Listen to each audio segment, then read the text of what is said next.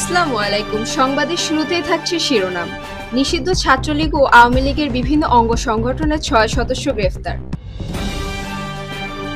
Warranty দিচ্ছি, দেশের মানুষ নিরাপত্তা ও সম্মান নিয়ে বাঁচবে।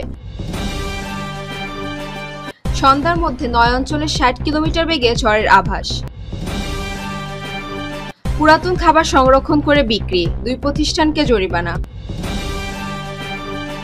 12 ঘন্টার মধ্যে স্বামী স্ত্রী মরদেহ উদ্ধার।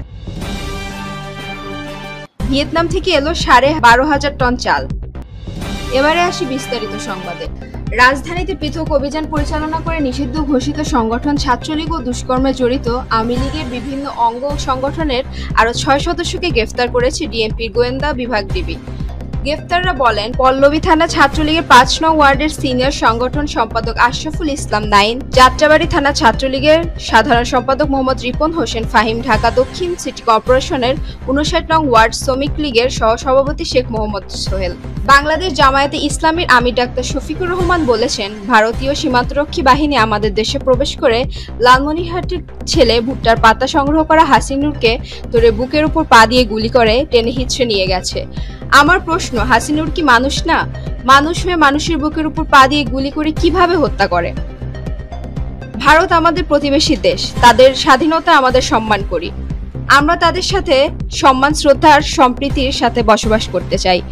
আমরা ভালো না থাকলে তারা ভালো থাকবে কিনা সেটা তাদেরকে জানতে হবে। সন্ধ্যা 6টার মধ্যে দেশের 9 অঞ্চলের 45 থেকে 60 কিলোমিটার বেগে ঝড় বয়ে যেতে পারে বলে জানিয়েছেন আবহাওয়া অধিদপ্তর।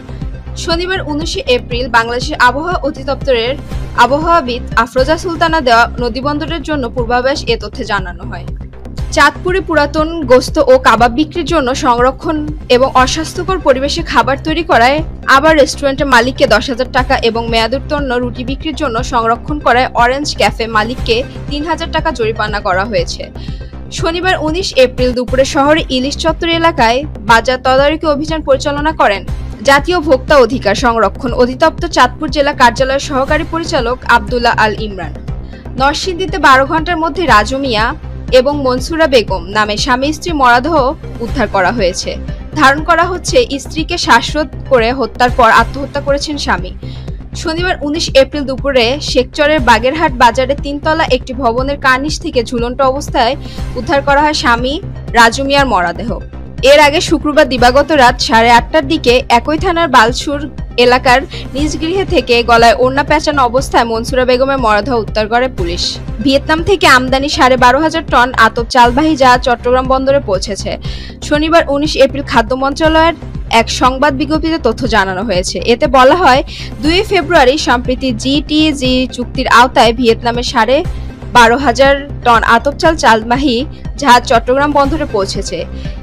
G2G চুক্তির আওতায় ভিয়েতনাম থেকে মোট 1 লাখ টন আতপ চাল আমদানি চুক্তি হয়েছে। ইতিমধ্যে চুক্তি অনুযায়ী 72,700 টন চাল দেশে পৌঁছেছে।